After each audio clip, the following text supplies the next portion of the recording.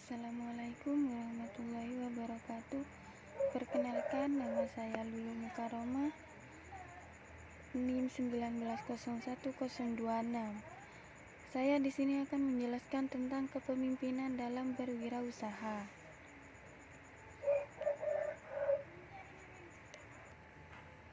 Konsep kepemimpinan. Menurut sejarah, masa kepemimpinan muncul pada abad ke-18.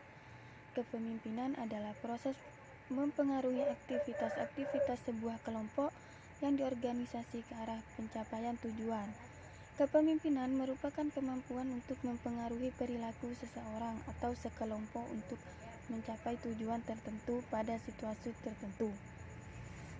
Menurut Kenneth Blanchard, bahwa kepemimpinan dimulai dari dalam hati dan keluar untuk melayani mereka yang dipimpinnya.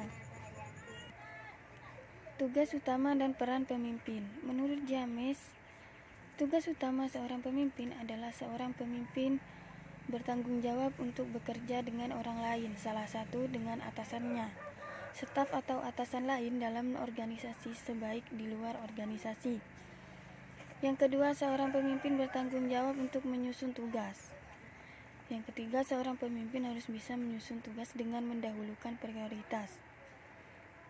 Keempat, seorang pemimpin harus berpikir analitis dan konseptual agar dapat mengidentifikasi masalah dengan akurat.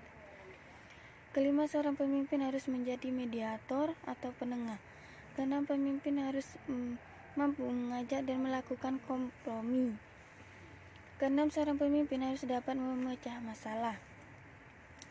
Seorang pemimpin dalam organisasi memiliki peran yang sangat penting dan strategis, yaitu peran penting dalam perencanaan, peran penting dalam memandang ke depan, sebagai pengawasan dalam mengambil keputusan. Pandangan kepemimpinan. Kepemimpinan sebagai seni, kepemimpinan sebagai ilmu. Seorang yang belajar seumur hidup tidak hanya pada pendidikan formal, tapi juga belajar pada dunia luar. Seorang pemimpin tidak hanya dilayani tetapi juga melayani.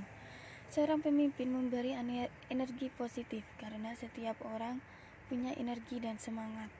Seorang pemimpin harus mampu mencapai bawahannya sehingga mereka mempunyai motivasi dan mempertahankan pekerjaan yang baik. Keseimbangan dalam kehidupan. Seorang pemimpin harus dapat menyeimbangkan tugasnya, melihat kehidupan sebagai tantangan yang berarti kemampuan untuk menikmati hidup dengan segala konsekuensinya. Seorang pemimpin harus bersinergi dengan atasan, bawahan, dan rekan kerja. Seorang pemimpin mampu mengatasi kelemahan diri yang mereka miliki. Latihan mengembangkan diri sendiri. Seorang pemimpin harus dapat memperbarui diri sendiri untuk mencapai keberhasilan yang semakin hari semakin meningkat kepada puncak. Teori kepemimpinan umum. Kepemimpinan berasal dari kata pimpin yang membuat dua hal pokok, yaitu pemimpin sebagai subjek yang dipimpin sebagai objek. Kata pimpin mengandung pengertian mengarahkan, membina atau mengatur, menuntun dan juga menunjukkan ataupun mempengaruhi.